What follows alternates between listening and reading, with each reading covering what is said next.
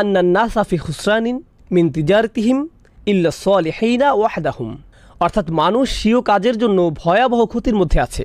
অন্যভাবে বললে তারা তাদের শ্রম, অর্থ, সময় দিয়ে ভাবে তারা তা থেকে লাভ করতে পারবে, কিন্তু তা থেকে তারা শুধুই ক্ষতিগ্রস্ত হয়। ইল্লা সালিহিন, সৎকর্মশীলগণ ব্যতীত, ওয়াহদাহুম, কেবলমাত্র তারাই, আল্লাহুম্মা জাআলনা মিনহুম, কেননা তারা হচ্ছে সেই মানুষ যারা দুনিয়ার চাকচিক্য উপভোগের বদলে আখিরাতকে কিনে নিয়েছে। সালিহিনরা এই ব্যবসায়ী করে, ফারাবিহু ওয়া সাইবু, তারাই লাভবান এবং তারা খুশি। আর যারাই তাদের শত্রু ছিল, আর যারাই ব্যবসায়ের বিরোধী ছিল, তারা ক্ষতির মধ্যে নিমজ্জিত থাকবে এবং হারিয়ে যাবে। এরপরে আমরা শাওকানির কিছু মন্তব্য দেখব। তিনি বলেন, প্রতিটি মানুষই প্রতিনিয়ত কেনাবেচার মধ্যে আছে, অর্থাৎ তারা একে অপরের সাথে বেশি লাভ করার প্রতিযোগিতায় আছে এবং তারা একে অপরের উপরে ওঠার প্রতিযোগিতায় আছে, তারা এর মধ্যে ডুবে আছে। আর আপনারা খেয়াল করলে দেখবেন, এরকম কিছু আমরা সূরা তাকাসুরে পড়েছিলাম, এই তাফসিরটি সূরা তাকাসুরের সাথে মিল আছে। সে তার সময় ব্যয় করেছে। আমর দিয়ে এখানে বয়সের বিভিন্ন সময়কাল বোঝানো হয়েছে। যৌবন একটি সময়কাল, প্রাপ্তবয়স্ক একটি সময়কাল, মধ্য বয়স, শেষে বৃদ্ধকাল। সে তার পুরো জীবন, সব সুযোগ দুনিয়ায় ব্যয় করেছে। লাফিনুক্স, পুরোটাই ক্ষতির মধ্যে। ওয়াসারফাল আমার ফি আমাল দুনিয়া লাফিনুক্স, তার সবই ক্ষতির মধ্যে। অদলাল, এবং অপচয়। আনিল হক হাত্তা ইয়ামুত, সে মৃত্যু পর্যন্ত সত্য থেকে বিচ্যুত হয়েছে এবং পুনরুত্থিত হয়েছে। অকিলাল মুরাদ বিল ইনসান আল কাফির, আমরা এটা আগেও আলোচনা করেছি, কিন্তু এখানে মুফাসসিরদের মন্তব্যও দেখতে পাচ্ছি। এখানে বলা হয়েছে এই সূরায় আল ইনসান শব্দটি দিয়ে কাফিরদের বোঝানো হয়েছে। ইন্নাল ইনসানা লাফি খুসর, এটা দিয়ে কেউ কেউ বলেছেন এর অর্থ ইন্নাল কাফিরা লাফি খুসর, অকিলা জামাতুল মিনাল কুফার। বলা হচ্ছে এখানে কাফিরদের একটি গ্রুপকে বোঝানো হচ্ছে। অহমুল গনি আল মুগিরা, আল আস বিন ওয়াইল, ওয়াল আসওয়াদ বিন আব্দুল মুত্তালিব। অন্যরা বলছেন না, এটা হচ্ছে রাসূল সাল্লাল্লাহু আলাইহি সাল্লামের জীবদ্দশায় কাফিরদের একটি বিশেষ গ্রুপ, যেমন ওয়ালিদ বিন মুগিরা, আস ইবনে ওয়াইল, আসওয়াদ বিন আব্দুল মুত্তালিব লাআনাহুমুল্লাহ, যাদের এককভাবে এই সূরায় বোঝানো হয়েছে। তবে শাওকানি রাহিমাহুল্লাহ বলেন এই দুইটি অর্থের মধ্যে প্রথম অর্থটি গ্রহণযোগ্য। স্বাভাবিকভাবে কাফির বোঝানোই এখানে উদ্দেশ্য। আবার এই মন্তব্যের সমালোচনাও আমরা দেখতে পাই। ওয়াকাল আল আখশাফ ফি খুসরি ফি হালক, আখফাশ রাহিমাহুল্লাহ বলেন যখন আল্লাহ বলেন ফি খুসুর, সে ক্ষতির মধ্যে আছে, তিনি বুঝিয়েছেন সে ঘোরের মধ্যে আছে। হালাকা, হালাকা শব্দের অর্থ করুণ মৃত্যু। একটি হলো মউত বা মৃত্যু, কিন্তু হালাকা হলো করুণ মৃত্যু, যেমন অ্যাক্সিডেন্টি মৃত্যু, এমন অপঘাতের মৃত্যু, অর্থাৎ সে নিজেকে এমন করুণ পরিণামের দিকে নিয়ে যায়। অকল আল ফাররা উকুবা, ফারা বলেন এটা হচ্ছে নিষ্ঠুর পরিসমাপ্তি। উকুবা অর্থ এমন সমাপ্তি যেটা দেখে অন্যরা ভয় পেয়ে যায়, অর্থাৎ এমন মৃত্যু যা দেখে অন্যরাও সতর্ক হয়ে যায়। অন্যের উকুবা, যেটা দেখে আপনি নিজেকে সেখানে দাঁড় করান, তার সাথে যা হয়েছে তা যেন আপনার সাথে না হয়, এটাই হচ্ছে উকুবা। এরপর ইবনে জাইদ রাহিমাহুল্লাহ বলেন লাফি শার, লাফি খুসির দিয়ে এখানে লাফি শার বোঝানো হয়েছে, মানে সে শয়তানিতে ডুবে আছে। কেননা মানুষ শয়তানি কাজের মাধ্যমে মূলত চূড়ান্ত ক্ষতির মধ্যে পড়ে যায়। আর সাকিত রাহিমাহুল্লাহর মন্তব্য দেখি। আর সাকিত রাহিমাহুল্লাহ বলেন আল ইনসান শব্দটি এক বচনের হলেও এটা দিয়ে স্বাভাবিকভাবে পুরো মানব জাতিকে বোঝানো হয়েছে। এরপর আমরা ইমাম ইবনে তাইমিয়া রাহিমাহুল্লাহর খুবই মূল্যবান একটা মন্তব্য দেখতে পাই। এমনকি এটা এতই শক্তিশালী যে এটা মুফতি মোহাম্মদ শফি তার উর্দু তফসির মাআরিফুল কোরআনে উল্লেখ করেছেন। এটা বাংলাতে অনুদিত হয়েছে, তবে এর অনুবাদটি খুবই উচ্চমানের হয়নি। আপনারা যারা উর্দু পড়তে পারেন চেষ্টা করবেন উর্দুতে পড়তে, কিন্তু যারা উর্দু জানেন না তারা অন্তত এর অনুবাদটি পড়তে পারেন। ইবনে তাইমিয়া রাহিমাহুল্লাহর এই মন্তব্যে এমন কি আছে যে আমি আপনাদের এভাবে পড়তে বলছি? তিনি বলেছেন মানুষ দুটো বিষয়ের কারণে দিনের সত্যতা স্বীকার করতে চায় না। দুটি বিষয়ের কারণে মানুষ নিজেদের বাঁচাতে পারে না। তাহলে কয়টি বিষয় আছে যাতে আপনি নিজেকে বাঁচাতে পারেন না? দুইটি বিষয়। সেগুলো হলো আমরা কোরআনে পাই আল্লাযীনা আমানু ওয়া আমিলুস সলিহাত। এরপরে কি? আমিলুস সলিহাত। এটা আমরা কোরআনের সবখানে পাই, তাই না? তারা বিশ্বাস করে এবং কাজ করে, তারা বিশ্বাস করে এবং কাজ করে। যদিও আমরা এটা এখনও বিস্তারিত আলোচনা করিনি। আল্লাহ ঈমান দিয়ে কী বুঝিয়েছেন, আল্লাহ সৎ কাজ দিয়ে কী বুঝিয়েছেন, এটিকে আমরা মৌলিক শব্দ হিসেবে ব্যবহার করি। এটা এখন প্রচলিত বাক্য হয়ে গিয়েছে। মূলত এটাই হলো ইবাদতের রাস্তা, নিজেকে বাঁচানো এবং আখিরাতে সফল হবার এটিই পথ। প্রথমটি ঈমান, দ্বিতীয়টি সৎ কাজ। ইবনে তাইমিয়া রাহিমাহুল্লাহ বলেন মানুষের সামনে দুটি বাধা আছে, যে জন্য তারা ঈমান ও সৎ কাজ থেকে নিজেদের নিমিত্ত রাখতে পারে না। সেই দুটি বিষয় কি? তিনি বলেন একটি হচ্ছে শুবহাত, অপরটি হচ্ছে শাহওয়াত। এগুলোর অর্থ কি? শুবহাত অর্থ সন্দেহ, শাহওয়াত অর্থ আকর্ষণ, কামনা। তাহলে তিনি যে দুটি বিষয়ের কথা বলছেন যেগুলো মানুষকে সত্য স্বীকার করতে দূরে রাখে, সেগুলো হলো সন্দেহ ও আকর্ষণ। তিনি এ দিয়ে কী বুঝেছেন? দেখুন, আপনি যখন কাউকে এই দিনের দাওয়াত দেন, আপনি মূলত তাদের অনেক কিছু ছাড় দেওয়ার কথা বলছেন। সত্যি আপনি তাদের অনেক কিছু ছেড়ে দেওয়ার কথা বলছেন, অনেক কিছু ছাড় দেওয়ার কথা বলছেন। কলেজে আমার একজন বন্ধু ছিল, বিশাল দেহি, ফুটবল খেলতে ভালোবাসতো, আর আমরা ইসলাম নিয়ে সবসময় আলোচনা করতাম। তো একদিন আমি বললাম, ভাই তুমি কেন ইসলাম কবুল করছো না? সে বলল, আমি মদটা ছাড়তে পারবো না বন্ধু, আমি সত্যি এটা পারবো না। এটা সত্যিই বেশ মজার। তার বাধাটা কোথায়? সে কিন্তু দ্বিধায় নেই, সন্দেহ তার বাধা নয়, সে এটাকে সত্য বলে মেনে নিয়েছে, আকর্ষণ তার জন্য বাধা। অন্যরা হয়তো বলবে, আমি পার্টি করা বাদ দিতে পারবো না, আমি মেয়েদের সঙ্গ বাদ দিতে পারবো না, আমি নেশা করা বাদ দিতে পারবো না, আমি এটা বাদ দিতে পারবো না, সেটা বাদ দিতে পারবো না। এগুলো সবই আকর্ষণ। একদিকে আমরা পাই যারা বলে এটা সত্য, কিন্তু নিষিদ্ধ জিনিসের প্রতি টান আমার এতই বেশি যে আমি এটা বাদ দিতে পারবো না, এটা একটা সমস্যা। অন্যদিকে আরও সমস্যা আছে। এমন অনেকে আছে যারা আসলেই এর সত্যতার ব্যাপারে সন্দিহান, যারা আসলে এর সত্যতার ব্যাপারে সন্দিহান। তুমি কিভাবে জানলে যে তোমার ধর্মই একমাত্র সঠিক? আরও অনেক ধর্ম আছে, সেগুলো কি ভুল? সেই সব মানুষ কোথায় যাবে? তারা সবাই জাহান্নামে যাবে? এটাই তোমাদের বিশ্বাস? এটা আমি মানতে পারলাম না। আমি খুব বেশি চিন্তিত নই, কিভাবে এটা একমাত্র সঠিক পথ? আচ্ছা, যদি এটাই একমাত্র সঠিক পথ হয়ে থাকে, তাহলে কেন সবাই এটা মানছে না? এই ধরনের নানা প্রশ্ন তার মাথায় ঘুরতে থাকে। এভাবে তারা কিসের মধ্যে পড়ে যায়? সন্দেহে। এটাই হলো মানুষের সন্দেহের বাধা। এই দুইটির যে কোনো একটি অবশ্যই আপনাকে দিন থেকে দূরে রাখছে, এই দুইটির একটি। আর এখানে বলে রাখি, বেশিরভাগ মানুষের সমস্যা কিন্তু সন্দেহের নয়, বেশিরভাগ মানুষের সমস্যা হলো আকর্ষণ। এরপর তারা যখন আকর্ষণে পড়ে যায়, তখন শয়তান তাদের কাছে এসে নতুন ভাইরাস ছড়িয়ে দেয়, সেটা হলো সন্দেহ। তাই যখন আপনি তাদের দিনের দাওয়াত দেন, তারা বলে আমি সন্দেহে আছি, কিন্তু আসল সমস্যা তাদের সন্দেহে না। আসল সমস্যা কোথায়? আকর্ষণে। অন্যভাবে বললে, একটা হলো সাইকোলজিক্যাল সমস্যা, অপরটা হলো ইন্টেলেকচুয়াল সমস্যা। আপনি একে আত্মার সমস্যা বলতে পারেন, অন্তরের ব্যাধি, এটাই হলো আকর্ষণ। অন্যদিকে বুদ্ধিবৃত্তিক সমস্যা, মনের সমস্যা, এটা হচ্ছে সন্দেহ। বেশিরভাগ মানুষ বুদ্ধিবৃত্তিক সন্দেহের কারণ দেখায়, আসলে এটা সত্যি নয়, এটা আসলে বাইরের ঢাকনা, এটা খোলস। আসল সমস্যা হচ্ছে তাদের অন্তরে আকর্ষণ আছে, আর এই আকর্ষণ তারা ছাড়তে পারছে না। আর এটা তারা না ছাড়তে পেরে তারা সব ধরনের বুদ্ধিবৃত্তিক বাহানা দেয়। এমনকি আপনি যখন তাদের সব প্রশ্নের জবাব দেন, এতে সত্য উন্মোচিত হয়ে পড়ে, তারা না পেরে বলে, আমি পরিবর্তিত হতে চাই না, আমি এটা ছাড়তে চাই না। তারা এতটাই আটকে যায় যে তারা এখন এখান থেকে বের হতে পারে না। এখন কেন আমি এই মন্তব্যটিতে গুরুত্ব দিচ্ছি? দেখুন, সূরার শেষে আল্লাহ বলছেন, ইল্লাল্লাযীনা আমানু ওয়া আমিলুস সলিহাত। কিন্তু তিনি এখানে আরও দুটি বিষয়ের উল্লেখ করেছেন, ওয়াতাওয়াসাউ বিল হক ওয়াতাওয়াসাউ বিস সবর। ইবনে তাইমিয়া রাহিমাহুল্লাহ বলেন, ওয়াতাওয়াসাউ বিল হক, সত্য কোন জিনিসকে ধ্বংস করে? সন্দেহ। সত্যে সন্দেহের বিরুদ্ধে একটি অস্ত্র। তাহলে ওয়াতাওয়াসাউ বিল হক একটি বাধা দূর করে। তাহলে অন্য বাধাটি কি? শাহওয়াত, আকর্ষণ, কামনা। সেই আকর্ষণগুলির বিরুদ্ধে যুদ্ধ করার জন্য কেবল সত্য জানাই যথেষ্ট নয়, আর কি থাকতে হবে? সেগুলোর প্রতি ঝুঁকে না পড়ার সামর্থ্য, নিজেকে আটকানো, নিজেকে নিয়ন্ত্রণ করার ক্ষমতা। এটা কোথা থেকে আসবে? ওয়াতাওয়াসাউ বি আস-সবর। দেখেছেন, এই দুইটি বাধা যেগুলো মানুষকে ঈমান ও সৎকাজ থেকে দূরে রাখে, সেগুলো এখানে ওয়াতাওয়াসাউ বিল হক ওয়াতাওয়াসাউ বিস সবর কত সুন্দরভাবে ফুটে উঠেছে। এই মন্তব্যটি আমাদের জন্য খুব বেশি গুরুত্বপূর্ণ মনে হয়েছে আমার কাছে। এখন আমরা আরও কিছু মন্তব্য পড়ব। আমি আমার নোট থেকে আপনাদের এটা বলবো, যাতে আমি কিছু মিস করে না ফেলে, ইনশাআল্লাহ তাআলা। প্রথম মন্তব্যটি কেবল এই আয়াতটি নিয়ে। দেখুন, এই দুইটি আয়াতে আল্লাহ সুবহানাহু ওয়া তাআলা খুবই কঠিন একটি বাস্তবতা তুলে ধরেছেন। এর মধ্যে একটি হলো, মানুষ তাদের নিজেদের সমস্যা নিয়ে নিজেদের আচ্ছন্ন করে রেখেছে। আল্লাহ বলেছেন মানুষ ক্ষতির মধ্যে আছে, তাই না? ক্ষতির কথা মাথায় আসলেই আমরা ভাবি জাহান্নামের আগুন বা বিচারের দিন ইত্যাদি ইত্যাদি। কিন্তু আল্লাহ যেভাবে এই পৃথিবীতে মানুষ সৃষ্টি করেছেন, আগে তিনি এই ব্যাপারে বলেছেন। আমরা এটা পড়েছি, লাকাদ খলাকনাল ইনসানা ফি কাবাদ। আমি মানুষকে দুঃখ কষ্টের মধ্যে সৃষ্টি করেছি।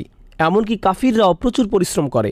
তারা সপ্তাহে 40 ঘন্টা 50 ঘন্টা কাজ করে কোনো রকম জীবনযাপনের জন্য, কিছু উপার্জন করার জন্য। তাদের অবস্থাও এমনই। এটা কারো জন্যই খুব সহজ নয়। এই পৃথিবীতে অনেক অমুসলিমও ঠিকমতো খেতে পায় না, তাদের সন্তানরা না খেয়ে থাকে, তারা নানা ধরনের শোষণের শিকার হয়। এটা এমন নয় যে সব কাফিরদের জন্যই দুনিয়াটা জান্নাত, তারা দুনিয়াবি দিক থেকেও ক্ষতির মধ্যে আছে, তারা অনেক ধরনের সমস্যা আছে। কিন্তু আসল ব্যাপার কি জানেন? মানুষ যখন পুরোপুরি নিজেদের সমস্যায় নিজেদেরকে আচ্ছন্ন করে রাখে, তারা শুধুই নিজেদের কথা ভাবে, তখন তারা বৃহৎ ছবিতে নিজেদের দেখতে পায় না। তারা দেখতে পায় না যে তাদের এই সমস্যাটি আসল সমস্যার তুলনায় কোনো সমস্যাই নয়। আপনার মনে হয় এটা কোনো সমস্যা? এর চেয়ে অনেক বড় সমস্যা সামনে পড়ে আছে। অতএব তারা মনে করে এই দুনিয়ায় ক্ষতির মধ্যে আছে, কিন্তু ভালোভাবে অনুধাবন করলে যে বিশাল সমস্যা সামনে আসছে তার তুলনায় এটা কিছুই নয়। এই ব্যাপারটি আমরা প্রথমত নোট করব। এরপরে কি হয়, যখন আপনার নিজের ঈমান নেই, যখন আপনার সেই চাবি নেই, যা নিয়ে আমরা পরবর্তী আয়াতে কথা বলবো, আপনার সেটাকে আরও বড় মনে হবে। আপনার মনে হচ্ছে আপনার একটা বড় সমস্যা আছে। আমি মাঝে মাঝে এই আয়াতটি স্মরণ করি। আমরা মানুষেরা খুব দুর্বল, আমরা এভাবে ভাবি। আমি যখন মেরিল্যান্ডে থাকতাম, একবার আমাদের বাড়ির বেসমেন্টে বন্যা হয়েছিল। আমরা ভাবলাম, ও আল্লাহ, বাড়ির সামনে পুরো ভিজে গিয়েছে, এই সেই ইত্যাদি।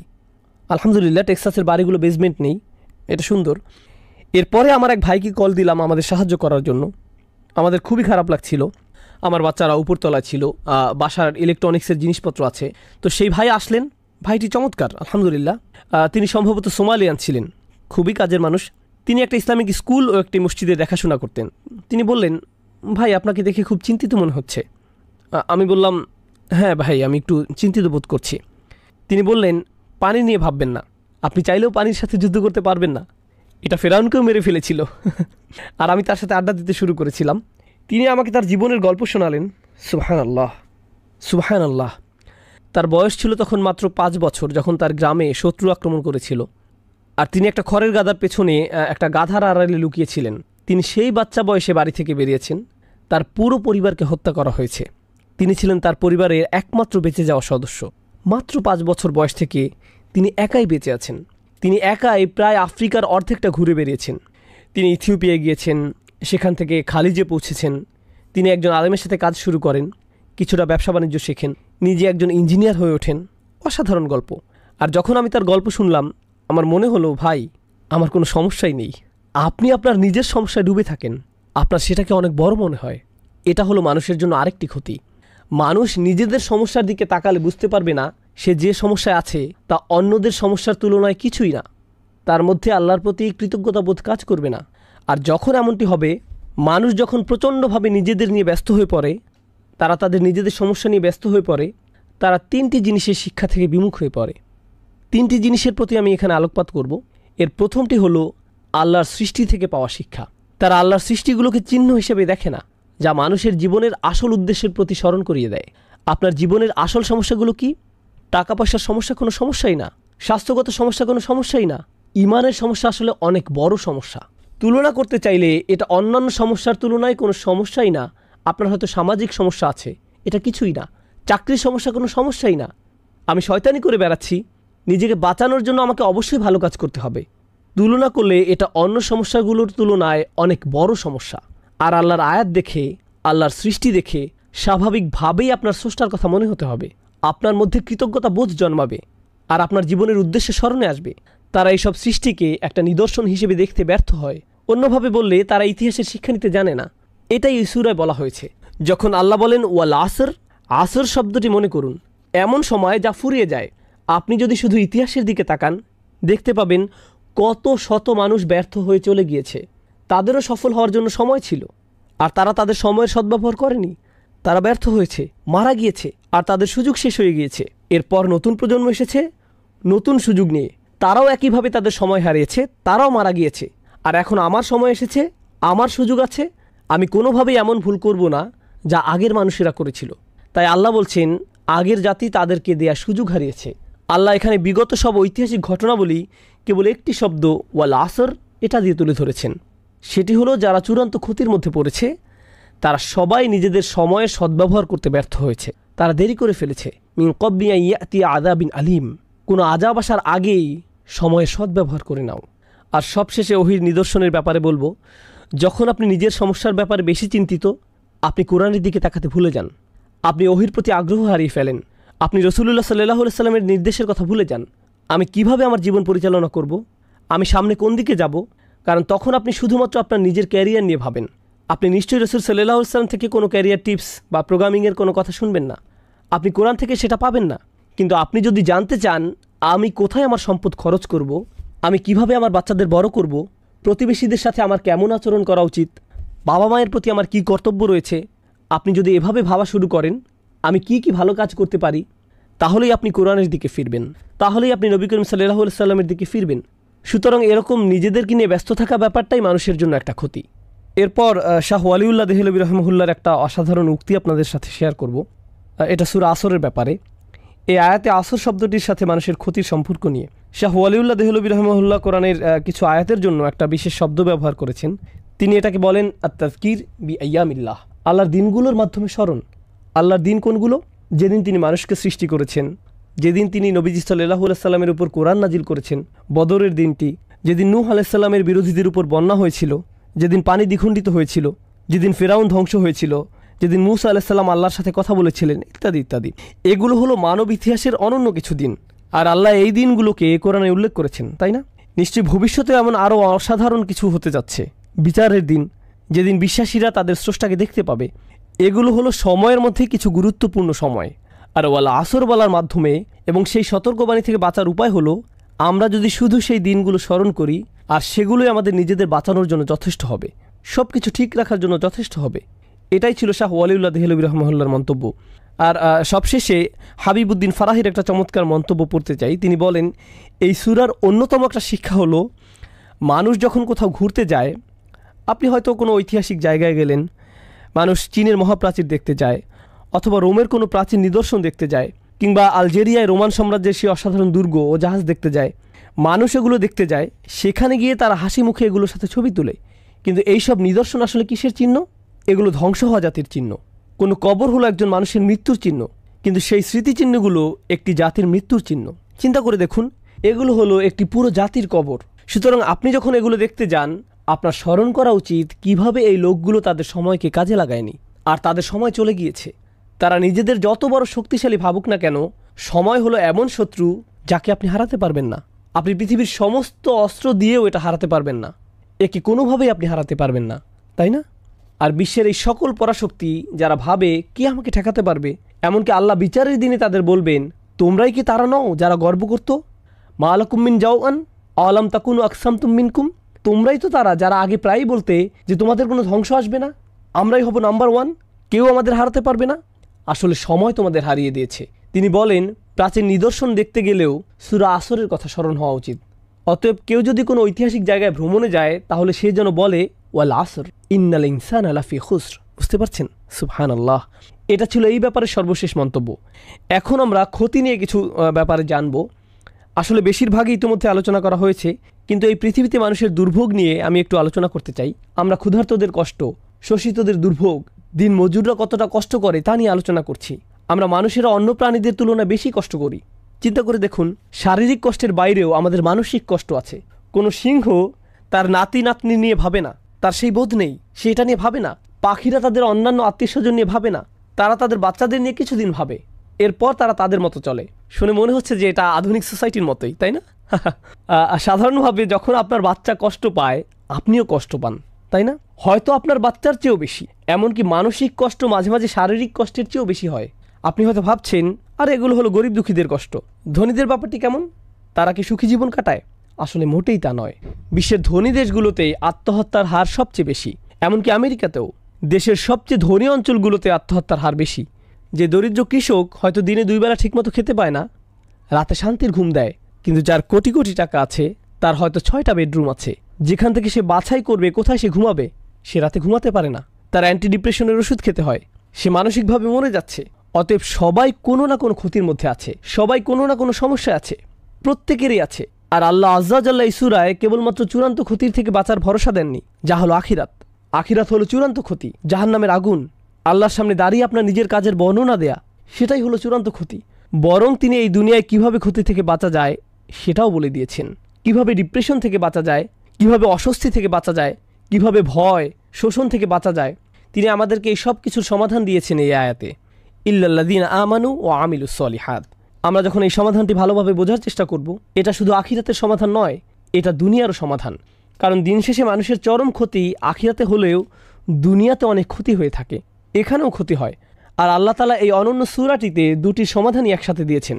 আল্লাহ তাআলা বলেন, ইয়া আইয়ুহাল ইনসান ইন্নাকা কাদিহুন ইলা রাব্বিকা কাদহান ফামুলাকিহ। অসাধারণ আয়াত। ওহে ভুলমনা মানুষ, তুমি ধীরে ধীরে এগিয়ে যাচ্ছ, তুমি ক্রমশই এগিয়ে যাচ্ছ। তুমি এটা পছন্দ করো বা না করো, তুমি ক্রমশই আল্লাহর দিকে এগিয়ে যাচ্ছ, আর তুমি অবশ্যই তার সাথে সাক্ষাৎ করবে। তুমি যাই ভাবো না কেন, তুমি এর কোনো প্রস্তুতি নিয়েছো বা নাওনি, তুমি গুরুত্ব দাও বা না দাও, তুমি এটা শুনতে চাও কিংবা না চাও, প্রতি মুহূর্তেই তুমি তার সাথে দেখা করার দিকে এক ধাপ করে এগিয়ে যাচ্ছ। প্রতিটি দিন পার হচ্ছে আর তুমি তার সাথে দেখা করার জন্য একটু একটু করে এগিয়ে যাচ্ছ। তুমি পাপের মধ্যে তোমার জীবন কাটাতে পারো, পার্টি করে তোমার সময় কাটাতে পারো, যেন কোনো আগামীকাল নেই। আসলে আগামীকাল বলে কিছু আছে এবং সেটা আসছে, আর তখন তুমি তার সাথে দেখা করবে। অতএব এটাই হলো সেই অসাধারণ শিক্ষা যা এই সূরায় অন্তর্নিহিত আছে। এখন আমি আপনাদের এই দুইটিকে একত্রিত করে বলবো। একটি হলো দুনিয়ার ক্ষতি, অপরটি হলো আখিরাতের ক্ষতি। এই দুনিয়া হয়তো কেউ বলবে, ভাই আমার যদি একটা ভালো চাকরি থাকতো, আমার যদি গাড়ি থাকতো, আমি যদি এই মেয়েটিকে বিয়ে করতে পারতাম, আমার যদি এটা থাকতো, আমার যদি সেটা থাকতো, আমার যদি এই সমস্যা না থাকতো, আমার যদি সেই সমস্যা না থাকতো। আর আখিরাতে কী হবে? ইয়া লাইতানি কুনতু তুরাবা, হায় আমি যদি ময়লা হতাম। আপনি কি অবস্থাটা বুঝতে পারছেন? সুবহানাল্লাহ। আপনি কি মনে করেন এই দুনিয়ার সমস্যাগুলো অনেক বড়? বিশাল বড় সমস্যা আসছে। সুবহানাল্লাহ। আপনি যদি মানুষের এই ক্ষতি অনুধাবন করতে পারেন, তাহলে আপনি ইন্নাল ইনসানা লাফি খুসর এটা অনুধাবন করতে পারবেন। এখন আমরা এই সূরার শেষ আয়াতটি পড়ব ইনশাআল্লাহ তাআলা। মনে রাখবেন এই সব কিছু আসলে একটি বাক্য। এই পুরো সূরাটি আল আসর ইন্নাল ইনসানা লাফি খুসর ইল্লাল্লাযীনা আমানু ওয়া আমিলুস সালিহাত ওয়া তাওয়াসাউ বিল হক ওয়া তাওয়াসাউ বিস সবর। ভাষাগতভাবে এটি আসলে একটি বিবরণ, একটি আলোচনা, এগুলো বিচ্ছিন্ন নয়। আমরা এতক্ষণ যে ব্যতিক্রমী গুণগুলো নিয়ে আলোচনা করেছি, এমন মানুষ সবসময় সংখ্যায় কম হয়, আর এই ব্যতিক্রমী গুণগুলো যাদের মধ্যে থাকে না, এরা সবসময় সংখ্যায় বেশি থাকে। অন্যভাবে বললে যারা ক্ষতির মধ্যে আছে এরাই সংখ্যায় বেশি, আর যারা সফল মানুষ তাদের সংখ্যা কম। সমাজের আরেকটা ব্যাপার আমাদের জানা প্রয়োজন। আসলে এভাবেই পৃথিবী চলে। বেশিরভাগ মানুষ ভালো মন্দ নির্ধারণ করে, বেশিরভাগ মানুষ সমাজের গতি প্রকৃতি ঠিক করে, বেশিরভাগ সমাজের আদর্শ রূপ নির্ধারণ করে। মনোবিজ্ঞানে স্বাভাবিক আচরণকে কীভাবে ব্যাখ্যা করা হয় জানেন? স্বাভাবিক আচরণ তাকে বলা হয় যা সবাই করে, আর অস্বাভাবিক আচরণ বলা হয় তাকে যা অন্যরা করে না।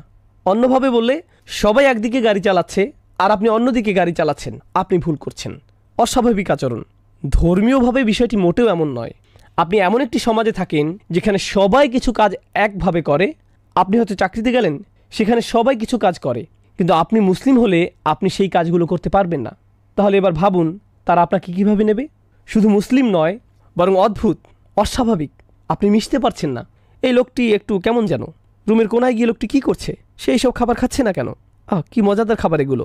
সে চলে গেল, সে কেন পার্টিতে আসলো না? সে কেন সেই মেয়েটিকে এড়িয়ে গেল? সে কেন এরকম করে? তারা এটা বুঝতে পারে না, তারা মনে করে এটা অদ্ভুত। আর বলে রাখি, যখন আপনাকে প্রতিনিয়ত অদ্ভুত হিসেবে দেখা হয়, আপনার উপরে এর প্রভাব পড়ে। আমি তো অদ্ভুত হয়ে থাকতে চাই না, আমি চাই না আমাকে এভাবে দেখা হোক।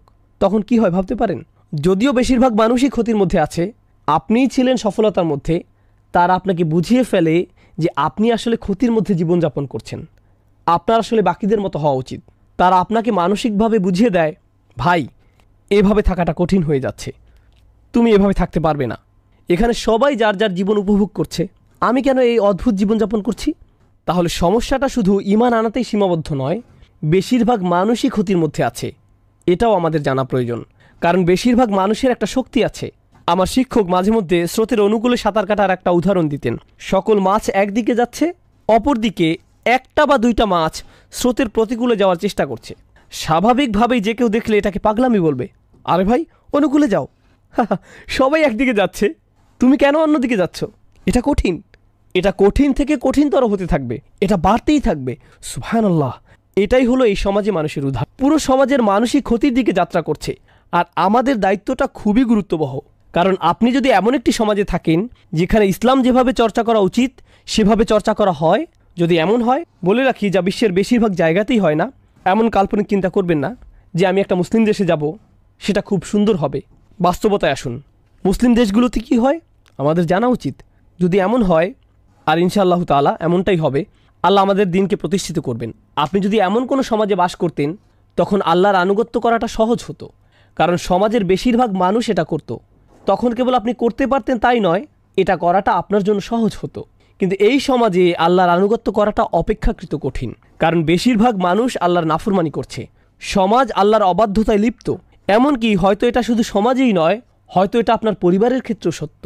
আপনার পরিবারের বেশিরভাগ মানুষ হয়তো ক্ষতির দিকে এগিয়ে যাচ্ছে, আর আপনি নিজেকে সেখান থেকে বাঁচাতে চাইছেন। তারা হয়তো বলবে, তুমি কেন দিন দিন একটা অপদার্থে পরিণত হচ্ছ? উল্টো হয় তারাই আপনাকে ব্যর্থ বলবে। কিছুটা হাস্যকর, কারণ আসলে তারাই ব্যর্থতার দিকে যাত্রা করছে। সুবহানাল্লাহ। এটা একটা অসামান্য চিত্র যার প্রতি আমাদের নজর দেওয়া উচিত। যা এই আয়াতে ব্যতিক্রম হিসেবে তুলে ধরা হয়েছে। ইল্লাল্লাযীনা আমানু ওয়া আমিলুস সলিহাত ওয়া তাওয়াসাউ বিল হক ওয়া তাওয়াসাউ বিস সবর। এই ব্যাপারে প্রথমেই যা বলবো তা হলো, যখন আল্লাহ মানুষের কোনো ক্ষতির কথা বলেন সেখানে একবচন ব্যবহার করা হয়, আল ইনসান। যদিও শুরুতে সব মানুষ নিয়ে আলোচনা করা হয়েছে, আমরা এর আগে দায়িত্বের ব্যাপ্তি নিয়ে আলোচনা করেছি, সেখানেও একবচন ব্যবহৃত হয়েছে। এর অর্থ কি জানেন? দিন শেষে আপনি ভাবতে পারেন আপনি সমাজের অনুসরণ করছেন, আপনি সমাজের অনেককে আপনার সাথে পাবেন, আপনার পরিবার আপনার সাথে আছে, আপনার গোত্র আপনার সাথে আছে, আপনার দেশ আপনার সাথে আছে, কিন্তু যখন আপনার কোনো ভুলের ক্ষতিপূরণ দিতে হবে কেউই আপনার সাথে থাকবে না, আপনি নিজেই এর ক্ষতিপূরণ দিবেন।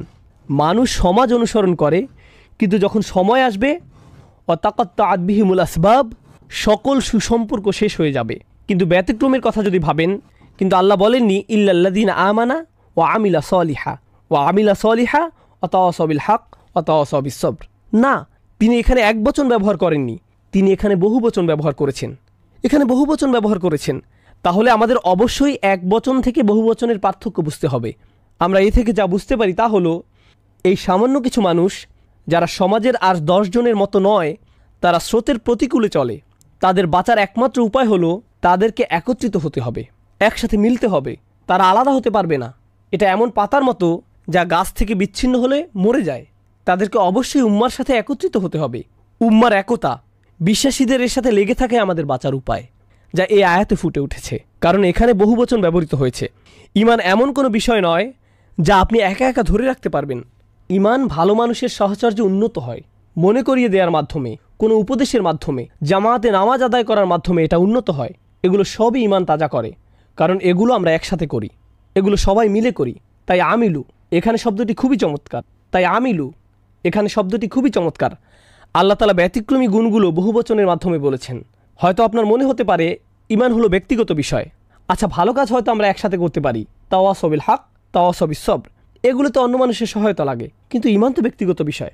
কিন্তু এমন কি ঈমানকেও আল্লাহ তাআলা সামষ্টিক কাজ বলেছেন। এ থেকে আমরা যা বুঝতে পারলাম, আপনি যদি মনে করেন আপনার ঈমান আছে আর আপনার সমাজের কোনো কর্তব্য নেই, মসজিদের জন্য কর্তব্য নেই, আপনি মসজিদের ইমামের কাছ থেকে প্রতিদিন বয়ান শুনেন না, আপনার আশেপাশে ভালো পরামর্শ দেওয়ার মতো ভাই বা বোন নেই, তাহলে আপনার অবশ্যই ঈমানের ঘাটতি দেখা দিবে। আর যারা মসজিদ থেকে নিজেকে বিচ্ছিন্ন করে রাখেন, আপনি নিজেই এটা টের পাবেন, হ্যাঁ আমার ভালো লাগছে না, আমার মসজিদে যাওয়া উচিত। এটা কিন্তু শুধু নামাজের জন্য না, আপনি হয়তো বাসায়ও নামাজ পড়েন, এটা হলো বিশ্বাসীদের সাহচর্য পাওয়ার জন্য।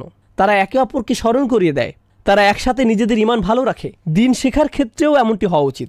আপনি যদি বসে একটি আলোচনা শোনেন, আপনি হয়তো উপকৃত হবেন, কিন্তু যখন ভাই বোন মিলে একসাথে শুনবেন, এটা আসলে বেশি উপকার দেয়, এটা ঈমানকে বেশি তাজা করে। আপনি যদি দেখেন অনেক মানুষ একসাথে কোনো প্রোগ্রামে জমায়েত হয়েছে, এটাই একটা অনেক বড় প্রেরণা। ভাই, আমার এমন জায়গায় আরও বেশি আসা উচিত। আপনি হয়তো সেখানের কাউকে চেনেনও না ঠিকমতো। লা ইলাহা ইল্লাল্লাহর একটা শক্তি আছে, যেটা একে অপরকে মিলিয়ে দেয় আর শক্তি সঞ্চয় করে। এমন ভালোবাসা আর সহমর্মিতা আমাদের থাকা উচিত। তাহলে এটা হলো একবচন থেকে বহুবচনে যাওয়ার ব্যাপারটি। এখানে আরেকটি লক্ষণীয় ব্যাপার হলো ইল্লাল্লাযীনা আমানু। আল্লাহ আযজা ওয়া জাল্লা এই আয়াতে ঈমানের কোনো যোগ্যতার কথা বলেননি। আল্লাযীনা আমানু বিল্লাহি ওয়া মালাইকাতিহি ওয়া কুতুবিহি ওয়া রুসুলিহি ওয়াল ইয়াউমিল আখিরি, কিছুই না। তিনি বলেননি তারা আল্লাহকে বিশ্বাস করে, বিচার দিনে বিশ্বাস রাখে, কিছুই না। তিনি শুধু বলেছেন তাদের ঈমান আছে। এরা কারা? এটা কেমন ঈমান? এখানে কোরআনের নিজস্ব দৃষ্টিভঙ্গিতে ঈমানের বিভিন্ন রূপ রয়েছে, যেগুলো শুনে বিশ্বাস করতে হয়। প্রথমত আমরা জানব ঈমানের কিছু ফল আছে সে সম্পর্কে। শুধুমাত্র ঈমানের ফলগুলো নিয়ে আপনি কিভাবে জানবেন যে আপনার ঈমানের স্বাদ কেমন লাগতে পারে? মূলত ঈমানের ফল হচ্ছে প্রশান্তি অনুভব করা। এর অন্তর হলো প্রশান্তি। আমরা পড়েছি যে মানুষ ক্ষতির মধ্যে ডুবে আছে। মানুষের কি কি ধরনের ক্ষতি হতে পারে? স্বাস্থ্যের ক্ষতি, সম্পদের ক্ষতি, প্রিয়জনকে হারানো, তাই না? এই দুনিয়ায় এই জাতীয় ক্ষতিই মানুষ সম্মুখীন হয়, অস্বস্তি লাগা।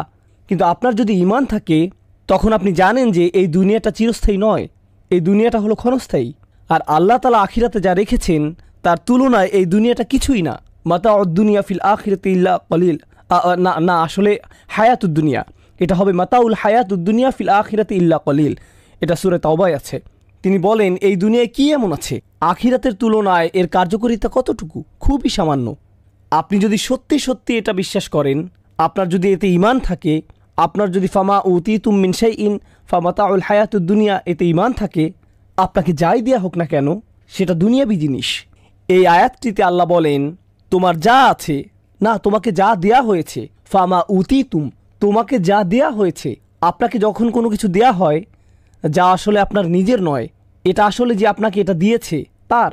সুতরাং যখন এটা আপনার কাছ থেকে নিয়ে নেওয়া হয়, আপনি বলেন আসলে এটা তো আমার শুরু থেকেই ছিল না, কারণ তিনি আমাকে এটা দিয়েছিলেন, তার এটা নিয়ে নেওয়ার অধিকার আছে। যখন এটা আপনার নিজের আর সেটা হারিয়ে ফেলেন, আপনি বলেন ভাই আমি বিশ্বাস করতে পারছি না যে আমি আমার টাকা হারিয়ে ফেলেছি, আমার বাড়ি, আমার গাড়ি, আমার বাচ্চা, আমার স্ত্রী। কিন্তু যদি আপনি অনুধাবন করতে পারেন এই সবই আপনাকে দেয়া হয়েছিল, এগুলো সবই আপনাকে দেয়া নেয়ামত, যখন এগুলো আপনার কাছ থেকে নিয়ে নেওয়া হয়, এমনকি যখন আমাদেরকেই নিয়ে নেওয়া হয়, আমরা কি বলি? আমরা বলি ইন্না লিল্লাহি ওয়া ইন্না ইলাইহি রাজিউন। নিশ্চয়ই আমরা আল্লাহর। আমরা কিভাবে নিজেদের বলে দাবি করি, যেখানে আমরা নিজেরাই আল্লাহর, আমরা নিজেরাই তার কাছে ফিরে যাব? বিশ্বাসীদের মনোভাব পরিবর্তিত হয়। আমি আপনাদের ইমানের কেবল ছোট একটি দিক তুলে ধরেছি, কারণ আমরা বলেছি ইমানের বেশ কয়েকটি দিক আছে, হয়তো সামনে আমরা সেগুলো নিয়ে আলোচনা করব, কিন্তু অন্তত ইমানের ফলগুলো নিয়ে আমি আলোচনা করতে চাই। প্রথম ফল হচ্ছে প্রশান্তি। আপনি আপনার স্ত্রীর সাথে প্রশান্তি অনুভব করেন, আপনি গরিব হন বা ধনী, আপনি অসুস্থ হন বা স্বাস্থ্যবান, আপনি তরুণ হন বা বয়স্ক, আপনার যদি ঈমান থাকে আপনার প্রশান্তি থাকবে। আপনি নিজের সাথে প্রশান্তি অনুভব করবেন, আপনি আল্লাহর সাথে প্রশান্তি অনুভব করবেন। আর বলে রাখি, বেশিরভাগ মানুষই এটা উপভোগ করে না, বেশিরভাগ মানুষই শান্তিতে নেই, এরা শান্তি খুঁজে বেড়ায়। আপনি কি মনে করেন যে মানুষ কেন একটা মুভি দেখা শেষ করে সাথে সাথে আরেকটা নিয়ে বসে?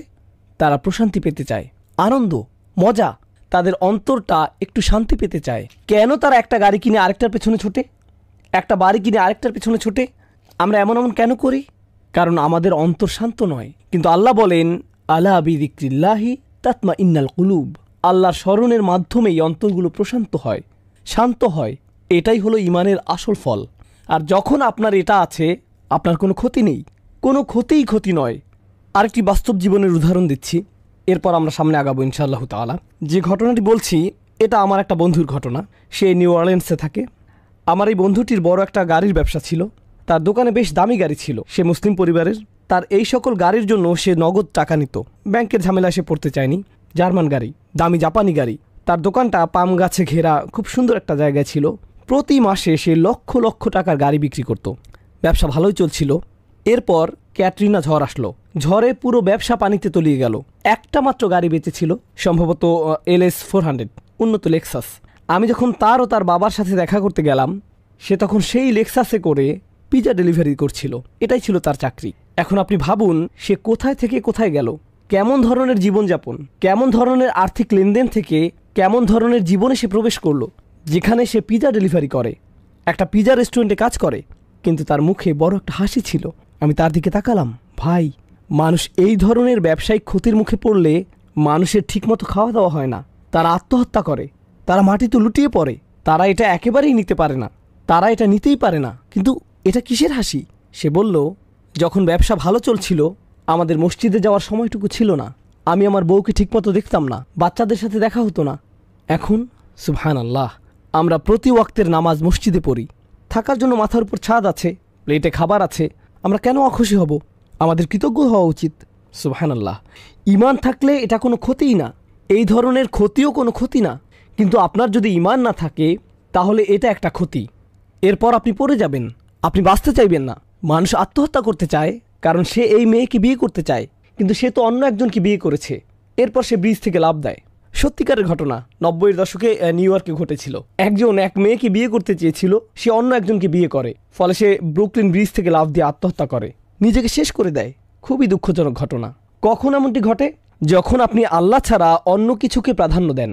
আর আল্লাহকে প্রাধান্য দিলে আপনার অন্তরে প্রশান্তি আসবে।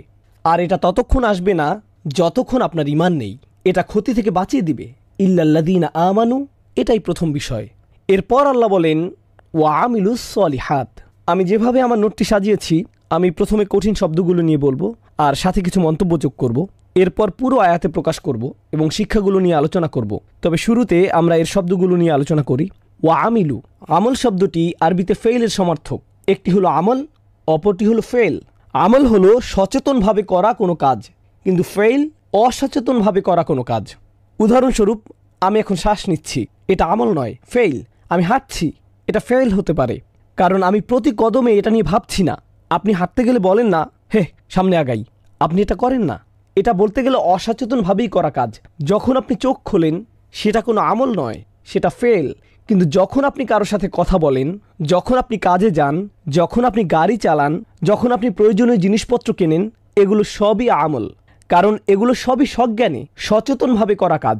আপনি এটা নিয়ে ভেবেছেন, তারপর করেছেন। সুতরাং এখানে আল্লাহ আজ্জা ওয়া জাল্লা আমাদের বুঝিয়েছেন আমাদের প্রত্যেকটি কাজের জন্য জবাব দিতে হবে যা আমরা সচেতনভাবে করি, কারণ এগুলোই হলো আমাদের আচরণ। বলে রাখি, আমাদের দিনে সবার প্রতি অনুগ্রহ করা হয়েছে। এমন অনেক মানুষ আছেন যাদের নিজেদের সচেতনতার উপর কোনো নিয়ন্ত্রণ নেই। তারা নিজেদের বিবেচনা বোধ হারিয়ে ফেলেন, তাদের বিভিন্ন মানসিক সমস্যা থাকে। আমাদের দিনে তারা হলেন গায়রে মুকাল্লাফ, তাদেরকে তাদের আচরণের জন্য জবাব দিতে হবে না। কিন্তু আমল শব্দ দিয়ে সচেতনভাবে করা কাজ বোঝায়। আর এরপর এসেছে আমিলুস সলিহাত। সলিহাত শব্দটি মূলত একটি বিশেষণ। এটি সালাহা শব্দ থেকে এসেছে, যেটার অর্থ হলো মিলিয়ে দেয়া বা সংশোধন করা। এটা খুবই শক্তিশালী একটা শব্দ। এটা দিয়ে দুইটা জিনিস বোঝায়। এখন আমার ভয় হচ্ছে সম্ভবত আমরা আজকে সূরা আসর শেষ করতে পারবো না, এরপরে আরও একটা সেশন লাগবে ইনশাআল্লাহ তাআলা, আরেকটি সেশন লাগবে। যাই হোক, আর সলিহাত শব্দটি মূলত একটি বিশেষণ। আল্লাহ বলেন তারা ভালো করে। সহজ অনুবাদ করলে ভালো। বাংলায় ভালো শব্দটি মূলত একটা বিশেষণ, আর বিশেষণের একটা বিশেষ্য প্রয়োজন হয়, ভালো কাজ। বিভিন্ন অনুবাদে আমরা দেখি আর তারা ভালো কাজ করে। এখানে সালেহ শব্দটি দিয়ে ভালো বোঝানো হয়, তাহলে কাজ শব্দটি কোথায়? এটা আরবিতে নেই। থাকলে এমন হতো ও আমিলু আল আমালা আস-সলিহাত। যদি আমল শব্দটি সেখানে থাকতো, কিন্তু এটা উজ্জ্ব আছে, এটা মাহজুফ, এটা এখানে ইঙ্গিত করা হয়েছে। এখন এখানে যে বিষয়টিতে আলোকপাত করতে চাই তা হলো কয়েকটি বিষয়। প্রথম বিষয়টি হলো আমল। আরবিতে এই শব্দটিকে বলা হয় জমায় মুকাসসার। এটা হলো ভগ্ন বহুবচন, আর ভগ্ন বহুবচনে স্ত্রীবাচক বিশেষণ ব্যবহার করতে হয়। আমি এখানে কিছুটা বিস্তারিত আলোচনা করছি, তবে আপনারা একটু পরেই এর সুবিধাটুকু বুঝতে পারবেন ইনশাআল্লাহ তাআলা। তাহলে সাধারণত বলা হয় আল আমল আস-সলিহাত। সলিহা শব্দের শেষে তা মারবুতা দিয়ে এটা গঠিত হয়, সৎ কাজ। কিন্তু আল্লাহ সুবহানাহু ওয়া তাআলা বলছেন আল আমল আস-সলিহাত জমায় মুজাক্কার সালিম, এটা হলো স্ত্রীবাচক বহুবচন। তাহলে আস-সলিহাত শুধু তা মারবুতা, যা সাধারণত বলা হয়ে থাকে। কিন্তু এখানে তা মারবুতা না দিয়ে স্ত্রীবাচক বহুবচন আনার পার্থক্য কি? বালাগাতের দৃষ্টিকোণ থেকে এদের পার্থক্য হলো, আপনি যদি তা মারবুতা দিয়ে শব্দ গঠন করেন তাহলে এটা দিয়ে অনেক অনেক কাজের কথা বোঝানো হয়। কিন্তু যখন আপনি স্ত্রীবাচক বহুবচন ব্যবহার করেন তখন এটাকে জমায় কিল্লা হিসেবে ধরা হয়, সংক্ষিপ্তের বহুবচন। যখন আল্লাহ বলছেন আমি তোমাদের যে সৎ কাজ করতে বলছি তা অগণিত নয়, সেগুলো কয়েকটি। আমি তোমাদের কাছ থেকে অনেক বেশি কিছু চাচ্ছি না, তোমাকে শুধু অল্প কিছু ভালো কাজ করতে হবে। অন্যভাবে বললে, দিন আমাদেরকে আমাদের কাজের ব্যাপারে অসংখ্য অগণিত দিক নির্দেশনা দেয়নি। আল্লাহ আমাদের কাছ থেকে অল্প কয়েকটি বিষয় চেয়েছেন, আর আমরা সেগুলো করতেই ব্যর্থ হচ্ছি। আর এখানে আস-সলিহাত শব্দের মধ্যে আমরা বুঝতে পারছি যে আল্লাহ আমাদের কাছ থেকে অল্প কয়েকটি বিষয় চেয়েছেন। এটা যদি আস-সলিহা হতো তাহলে এটা অনেক বেশি হতো, অলংকারিকভাবে অনেক বেশি কাজ হতো। সুবহানাল্লাহ। তাহলে সেই অল্প কয়েকটি বিষয় কি? মুহাররামাত, খুবই অল্প। আবশ্যিক কাজগুলো খুবই অল্প। এরপর আরও কিছু বিষয় আছে যেগুলো মুসলিম হিসাবে আপনার জীবনকে সৌন্দর্যমণ্ডিত করে। সেগুলো হলো নবীজি সাল্লাল্লাহু আলাইহি ওয়াসাল্লামের সুন্নাহ। এমন কিছু আচরণ আছে যা আপনার ব্যবহার, শিষ্টাচার, আচরণকে উন্নত করে তোলে, যেগুলো আপনার ঈমান আর তাকওয়াকে বাড়িয়ে তোলে। কিন্তু এর অন্তঃস্থলে অল্প কিছু বিষয় আছে যেগুলো আপনাকে অবশ্যই করতে হবে, এবং এমন অল্প কিছু বিষয় আছে যেগুলো আপনি অবশ্যই করবেন না। আর এগুলো খুব বেশি নয়, এগুলো এতই কম যে যে কোনো মুসলিম এগুলো জানে। আমাদের দিনের মূলে এত অল্প বিষয় রয়েছে যে যে কোনো মুসলিম জানে তার কি করা উচিত আর কি করা উচিত নয়। এমনকি যে লোক ইসলামের কিছুই জানে না সেই লোকও জানে তার 5 ওয়াক্ত নামাজ পড়া উচিত, সেই লোকও জানে তার রমজানে রোজা রাখতে হবে, সেই লোকও জানে তার হজে যাওয়া উচিত, সেই লোকও জানে তার প্রতিবেশীর কাছে ইসলাম সম্পর্কে কিছু বলা উচিত, অন্তত তার ইসলাম সম্পর্কে কিছু বলা উচিত। সে হয়তো একটা সিডি দেয় বা একটা কার্ড দেয়, এই সাধারণ বিষয়গুলো সবাই জানে। এমনকি আপনি যদি একাডেমিক শব্দ নাও জানেন, এগুলো খুবই অল্প কয়েকটি। এটা হলো প্রথম বিষয় যা আমি এখানে উল্লেখ করতে চাই। তো সলিহাত নিয়ে দ্বিতীয় বিষয়টি হলো, আরবিতে আমরা বলি এই শব্দটিতে নুজুম ও তাআদ্দি রয়েছে। বাংলা এটা দিয়ে বোঝানো হয়, আমি এখানে কিছু কঠিন শব্দ বলবো, তবে আমি আপনাদের জন্য এটা সহজ করে বোঝাবো। এই শব্দটি একই সাথে সকর্মক এবং অকর্মক ক্রিয়া। সলিহাত শব্দটি দিয়ে এখানে সকর্মক বোঝানো হতে পারে, যা আরবিতে বলা হয় তাআদ্দি বা মুতাআদ্দি, এবং অকর্মক বা লাজিম বা অনির্দিষ্ট লুজুম। এর মানে কি? এটা বোঝার সুবিধা হলো, সলিহাত দিয়ে কোনো কাজের বর্ণনা বোঝানো হতে পারে। সালেহ মানে হলো যা সংশোধন করে, তাহলে এগুলো হলো সংশোধিত কাজ। এগুলো সবই সংশোধিত ভালো কাজ, এমন কাজ যা মূলত ভালো এবং এর ফলাফলও ভালো, তখন এটা হবে লাজিম। কিন্তু যখন এটা মুতাআদ্দি, এর অর্থ কি হবে জানেন? যে এটা করে সে ভালো, অর্থাৎ এগুলো এমন কাজ যারা এটা করবে তারা ভালো। অন্যভাবে বললে এখানে সলিহাত দিয়ে কোনো কাজের বর্ণনা হতে পারে অথবা কোনো লোকের বর্ণনাও হতে পারে যে ভালো। আপনি একজন ভালো মানুষ হতে চান, ভালো কাজ করতে শুরু করুন, ভালো কাজ করুন, এমনিতেই আপনি একজন ভালো মানুষে পরিণত হবেন। এই সূরায় ভালো কাজকে ঔষধের মতো বলা হয়েছে, যা আপনাকে ক্রমশই ভালোর দিকে নিয়ে যায়। সুবহানাল্লাহ। সুতরাং কাজটি মূলত একটি ভালো কাজ এবং তা আপনাকে ভালো মানুষে পরিণত করে, এটা আপনাকে সংশোধন করে, এটা আপনাকে সারিয়ে তোলে। আর আপনি যতই এ থেকে দূরে যান আপনার অসুস্থতা ফিরে আসে, আর যতই আপনি এই ঔষধ নিতে থাকেন ততই আপনি সেরে ওঠেন। এটাই অসাধারণভাবে as-সলিহাত শব্দে ফুটিয়ে তোলা হয়েছে। আল্লাহ তাআলা চমৎকারভাবে একে চিত্রিত করেছেন, ইল্লাল্লাযীনা আমানু ওয়া আমিলু আস-সলিহাত। এরপর শেষের কিছু শব্দ, এগুলো তুলনামূলকভাবে বেশ কঠিন শব্দ। অতএব আমি এখানে আমার নোটের সাহায্য নেব এবং আজকের তৃতীয় সেশন শেষ করব ইনশাআল্লাহ তাআলা। ভাষাগত ব্যাখ্যার দিক বিবেচনায় তাওয়াসি শব্দটি ওয়াসাহু এবং আওসাহু শব্দের সমার্থক। কাউকে চাপ দেয়া, কাউকে আদেশ করা, বিকাদা, অমুক কাজ করা। উদাহরণস্বরূপ আমি যদি বলি ওয়াসাইতুকা বিসসালাহ, এর অর্থ আমি আপনাকে নামাজ পড়তে বলছি, আমি আপনাকে বলছি আপনার আসলে নামাজ পড়া উচিত। আমি শুধু আপনাকে বলছিই না, আমি আপনাকে বোঝাচ্ছি, অন্তর দিয়ে অনুধাবন করতে বলছি। আমি আমার সর্বোচ্চ চেষ্টা করছি। আমি এমনভাবে বলছি যাতে আপনার মনে হয় এই লোকটি যা বলছে তা আমার জন্য ভালো। কাউকে বলার এমন পদ্ধতি আছে যাতে আপনি নিজেই এর গুরুত্ব উপলব্ধি করবেন। হ্যাঁ, তুমি এখনও নামাজ পড়োনি, তোমার সমস্যা কি? এটা হলো নিজেকে উপরে রেখে অন্যকে নিচে নামানো। কিন্তু আপনি যদি কাউকে এমনভাবে বলেন যাতে তারা মনে করে এটা তাদের জন্যই ভালো, বুঝতে পারছেন? আমার মনে হয় সত্যিই তোমার এটা করা উচিত, আমার সত্যিই মনে হয় তোমার এটা বন্ধ করা উচিত, আমি তোমাকে নিয়ে ভাবি। আপনার কথার ধরন, এটাই হচ্ছে ওয়াসিয়া। শব্দগতভাবে ওয়াসিয়া অর্থ নিজের সম্পদ বিসর্জন দেয়া। আপনি কার জন্য নিজের সম্পদ ছেড়ে দেন? প্রিয়জনদের জন্য। সম্পত্তি হলো এমন জিনিস যা আপনি মারা যাওয়ার পর আপনার প্রিয়জনদের কাজে আসবে। কেউ যখন তার সম্পদ অন্য কাউকে লিখে দেয়, এটা দিয়ে বোঝা যায় তার খুব বেশি সময় বাকি নেই, তার এখনই লিখে দেওয়া উচিত, কারণ হঠাৎ তিনি মারা গেলে এই সম্পদের কি হবে। সুতরাং তিনি এই গুরুত্বপূর্ণ সম্পত্তি তার প্রিয়জনকে লিখে দেন। এই শব্দ দিয়ে এটাই বোঝানো হয়।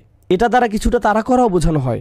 এটা এমন যেন আপনি কাউকে একটা সত্য বলতে চান, আপনার একটু তাড়া আছে, যেন আপনার বেশি সময় নেই, আগামীকালই আপনি চলে যেতে পারেন, তার চেয়ে আপনি এখনই সত্যটা বলে দেন যা আপনার পক্ষে এখন সম্ভব।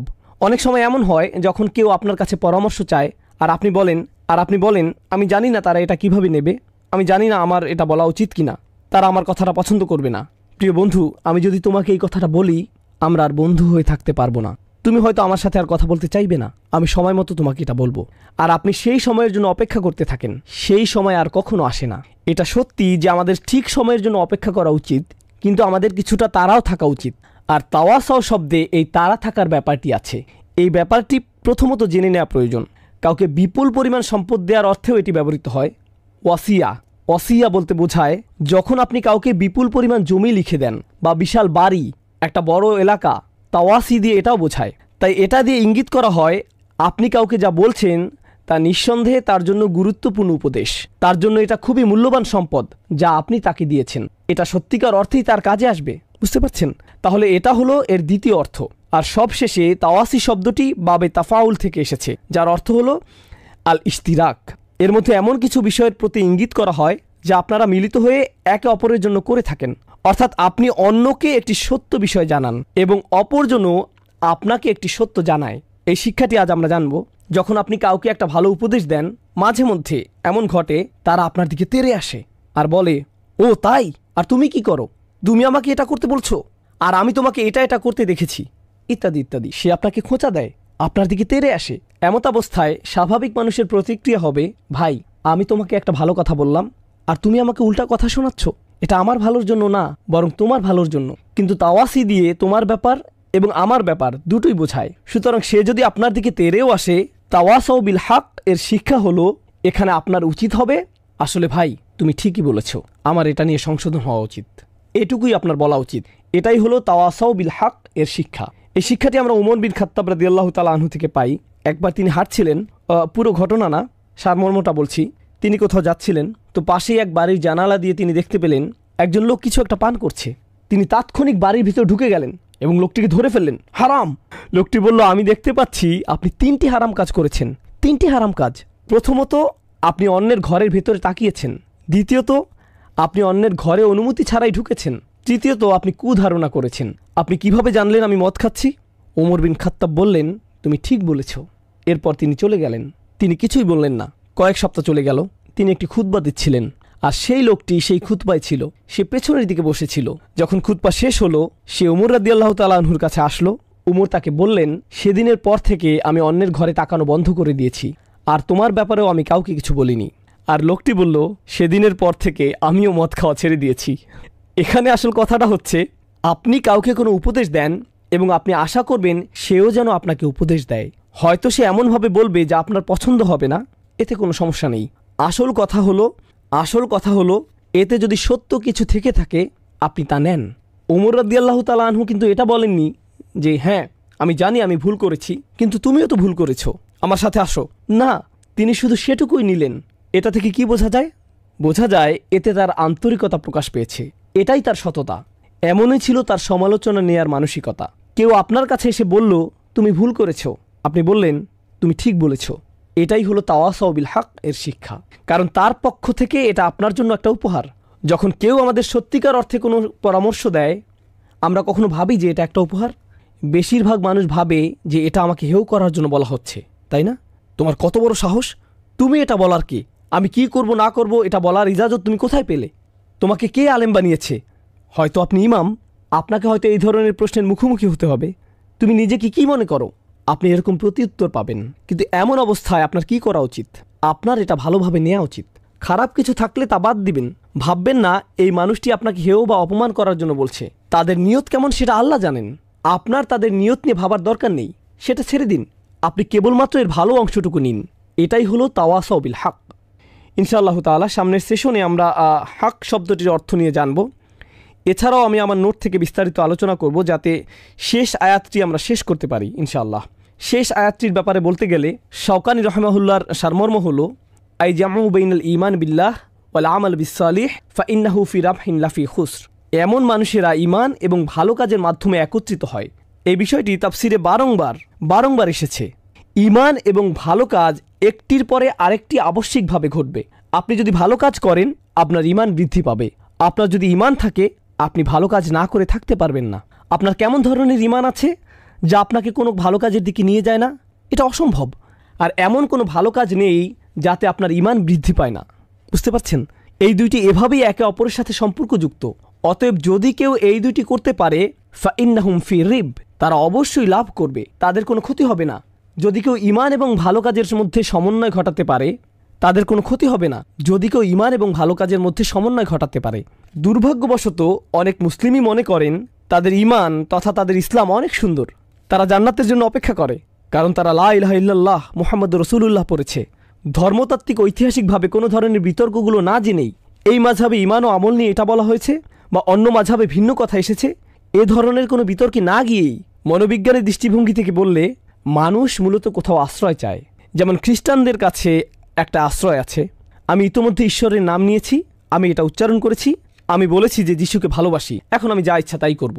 হয়তো মাদক ব্যবসা করব, এতে আর কোনো সমস্যা নেই, আমি বেঁচে যাব।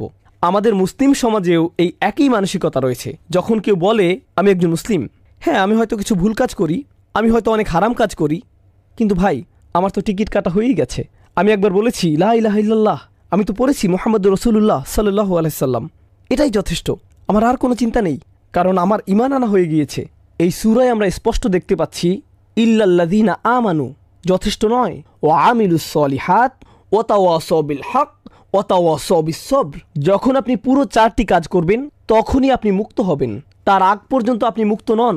এ থেকে আমরা আরও একটা বিষয় বুঝতে পারলাম, তা হলো যদি আপনার মনে হয় আপনার ঈমান আছে আর এসবের কিছুই আপনি করছেন না, তাহলে সম্ভবত আপনার ঈমান নেই। হয়তো আপনি ভাবছেন যে আপনার ঈমান আছে, কিন্তু আসলে নেই। বেদুইনরাও ভাবতো তাদের ঈমান আছে। ক্বালাতিল আরাবু আমান্না, সূরা হুজরাতে এসেছে। তারা বলতো আমাদের ঈমান আছে। আল্লাহ বলেন কুল্লাম তুমিনু, না তোমাদের এখনো ঈমান নেই। ওয়ালাকিন কুলু আসলামনা, তোমাদের কেবলমাত্র ইসলাম আছে। ওয়ালাম্মা ইয়াদখুলুল ঈমানু ফি কুলুবিকুম, ঈমান এখনো তোমাদের হৃদয়ে প্রবেশ করেনি। এর প্রমাণ কি?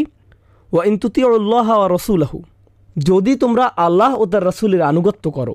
এখানে কি কাজের কথা বলা হয়নি? আল্লাহ বলছেন তোমাদের ঈমান নেই, তোমাদের শুধু ইসলাম আছে, ঈমান এখনও তোমাদের হৃদয়ে ঢোকেনি। একে ঢোকানোর জন্য তোমাদের কি করা উচিত? আল্লাহ ও তার রাসূলের আনুগত্য করো, কাজ করো, তোমাদের কোনো কাজই বৃথা যাবে না। সুবহানাল্লাহ। এটাই হলো এই দুইটি বিষয়ের সম্পর্ক। আর কিছু নোট বাকি আছে, আগামী 5 মিনিটের মধ্যে ইনশাআল্লাহ আমরা এটা শেষ করব। আমি দ্রুত এটা শেষ করব। জামাখশারি তাওয়াসাউ বিল হকের উপর মন্তব্য করেছেন, হক বলতে তিনি বলছেন এর সাথে তাওহীদ যুক্ত, এর সাথে আল্লাহ ও তার রাসূলের আনুগত্য যুক্ত, দুনিয়াবী জীবনের প্রতি উপেক্ষা এবং আখিরাতমুখী জীবন এর সাথে যুক্ত। শাওকানি তাওয়াসাউ বিল হক নিয়ে বলেছেন ওয়াসা বাদুহুম বাদাম বিল হক আল্লাযী ইয়াহাক্কুল কিয়াম বিহি। তারা একে অপরকে সত্যের পথে ডাকে, উপদেশ দেয়, সত্যের উপর তারা মিলিত হয় যাতে সত্য প্রতিষ্ঠিত হতে পারে। অর্থাৎ তারা একে অপরকে সত্যের উপদেশ দেয় যাতে তা বাস্তবায়ন করা যায়। কাতাদা বলেন বিল হক আই বিল কুরআন। অসাধারণ। কাতাদা রহিমাহুল্লাহ বলেন যখন তারা একে অপরকে সবচেয়ে সুন্দর পরামর্শ দেয় যা হলো সত্য, তিনি বলেন এখানে সত্য বলতে কোরআনকে বোঝানো হয়েছে। তারা একে অপরকে ভালোবাসা, সহমর্মিতা এবং অন্যের প্রতি উদ্বেগের সাথে কোরআনের আয়াত স্মরণ করিয়ে দেয়। তাহলে আমরা একে অপরকে আল্লাহর আয়াত স্মরণ করিয়ে দেব। আল্লাহ তাআলা আমাদের সবাইকে এমন হওয়ার তৌফিক দিন। তাহলে আই বিল কুরআন ওয়া কিলা বিত তাওহীদ, এখানে বলা হচ্ছে তারা একে অপরকে তাওহীদের মাধ্যমে স্মরণ করে।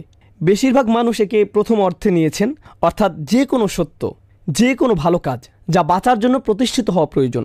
ইবনে কাসির রাহিমাহুল্লাহ বলেন আল্লাযীনা আমানু বিকুলুবিহিম, যারা সত্যিকার অর্থেই অন্তর থেকে বিশ্বাস করে, ও আমিলুস সলিহাতি বিজাওয়ারিহিম, আর তারা তাদের প্রতিটি অঙ্গ দিয়ে ভালো কাজ করে। অর্থাৎ যখন তারা অন্তরকে সমর্পণ করলো, তাদের পুরো শরীরও ভালো কাজের প্রতি সমর্পণ করলো। ওয়াতাওয়াসাউ বিল হক ওয়া হুয়া আদাত তাআত, এবং তারা একে অপরের সাথে সত্যের উপর মিলিত হয় এবং সকল আনুগত্যের কাজ করে। ওয়াতারকুল মুহাররামাত, এবং যে সকল হারাম কাজ আছে তা থেকে দূরে থাকে। ওয়াতাওয়াসাউ বিস সবর আই আলাল মাসাইল ওয়াল আকবার, তারা একে অপরকে কঠিন সাধনার পরামর্শ দেয়। অর্থাৎ সকল ধরনের বাধা বিপত্তি, সব ধরনের পরিস্থিতিতে তারা তাদের অধ্যবসায়, তাদের সবর বজায় রাখে। এমনকি ভালো কাজের প্রতি আদেশ এবং খারাপ কাজের প্রতি নিষেধ করার কারণে তারা যদি নির্যাতনের শিকারও হয়, অর্থাৎ যখন আপনি ভালো কাজের প্রতি আদেশ দিবেন এবং খারাপ কাজ থেকে দূরে থাকতে বলবেন, তখন আপনাকে এর ফল ভোগ করতে হবে। আপনি সমস্যায় পড়বেন, আপনি হয়তো নির্যাতনের শিকারও হবেন, আর সেই সময় একে অপরকে সবর করার কথা বলবেন। ইয়া তাবিরু তাওয়াসাউ বিল হক মিনাল খাস বাদাল আম। অন্যরা তাওয়াসাউ বিল হক নিয়ে বলেছেন, এখানে শাওকিতি রহিমাহুল্লাহ বলছেন এটা সাধারণের বাইরে একটি বিশেষ কাজ। তিনি এখানে বলতে চেয়েছেন যে আমিলুস সলিহা, তারা ভালো কাজ করে এবং একে অপরকে ভালো কাজের কথা বলাও একটি ভালো কাজ, এবং একে অপরকে ভালো কাজের কথা বলাও একটা ভালো কাজ। তাহলে অনেক ভালো কাজের কথা বলে আলাদাভাবে একটি ভালো কাজের কথা কেন? এটা হলো আল খাস বাদাল আম, এটা হলো একটি বিশেষ ভালো কাজ যা সাধারণের বাইরে আলাদাভাবে বলা হয়েছে, তাই এটি বিশেষ গুরুত্বপূর্ণ, বা একে হয়তো সহজেই ভুলে যাওয়া যায়। এটাই তিনি বলতে চেয়েছেন। লিআন্নাহু দাখিল ফি আমালিস সলিহাত, কারণ এটা সাধারণ ভালো কাজের অন্তর্ভুক্ত। জামাখশারি তাওয়াসাউ বিস সবর নিয়ে বলেছেন আল্লাহ তার বান্দাকে যা দিয়ে পরীক্ষা করেন তার প্রতি সবর করা এবং খারাপ কাজের প্রলোভনে না পড়া। অন্যভাবে বললে বিশ্বাসীকে বিভিন্ন সময় প্রলোভনে ফেলা হবে, তাকে বিভিন্ন আকর্ষণীয় বস্তুর সম্মুখীন হতে হবে, সে লোভে পড়তে পারে, কামনা তাকে পেয়ে বসতে পারে, সেই সময় তাকে সবর করতে হবে, সেসবের প্রলোভনে পড়া যাবে না। আল্লাহ আমাদেরকে তার অবাধ্য হওয়া থেকে রক্ষা করুন। আর পরিশেষে এর ফলাফল ওয়াজআলা তাওয়াসাউ বিল হক ওয়াজআলা তাওয়াসাউ বিস সবর ক্বালিলু তাওয়াসাউ বিল হক দালিলিন আলা আযীমি কদরিহি। আল্লাহ সবরকে শেষে এনেছেন আর হককে আগে এনেছেন, যেন সত্যের কাছে সমর্পিত হওয়া যায়, কারণ এটা বেশি শক্তিশালী এবং গুরুত্বপূর্ণ। শাওকিতি রহিমাহুল্লাহ এই আয়াতের ব্যাপারে বলছেন সবরিন হলো তারাই যারা পরিস্থিতি যেমনই হোক না কেন ধৈর্যের প্রয়োজন হলে তারা তা বাস্তবায়ন করে। অপরকে ধৈর্য ধরতে বলা এক জিনিস, আর যখন ধৈর্য ধরার প্রয়োজন হয় তখন ধৈর্য ধরা ভিন্ন জিনিস। আমরা ধৈর্য হারিয়ে ফেলি। তখন কেউ যদি বলে ভাই তোমার একটু ধৈর্য ধরা দরকার, না না না এখন ধৈর্য ধরার সময় নয়, আমি জানি আমার ধৈর্য ধরা উচিত, কিন্তু তুমি বুঝতে পারছো না, এখন পরিস্থিতি ভিন্ন। বুঝতে পারছেন? যখনই আপনার ধৈর্য ধরার দরকার হয়, যখনই আপনার ধৈর্য ধরার প্রয়োজন হয়, তখনই আপনি বলেন এটা একটা বিশেষ পরিস্থিতি, তাই না? এই লোকের আসলে সবর নেই। যখনই তাকে সবরের কথা বলা হয় সে বলে আমি জানি আমার এটা করা উচিত, কিন্তু এখনকার পরিস্থিতি ভিন্ন। আমি জানি আমার করা উচিত, কিন্তু এই মুহূর্তে না। এটা খুবই ভালো পরামর্শ, আমি জানি এটা কোরআনে আছে, আমার জন্য না, অন্তত এখন না। কিন্তু এই স্বভাবটি আমাদের বাদ দিতে হবে। এই বইয়ে যত উপদেশ আছে তা আমার জন্যই, এখনই, এমন কোনো সময় নেই যখন এটা কাজে লাগবে না। আর যখন আপনি এরকম বাছাই করা শুরু করেন, এটা তখন আপনার কাছে মূল্যহীন হয়ে যায়। এই উপদেশের কোনো দাম নেই।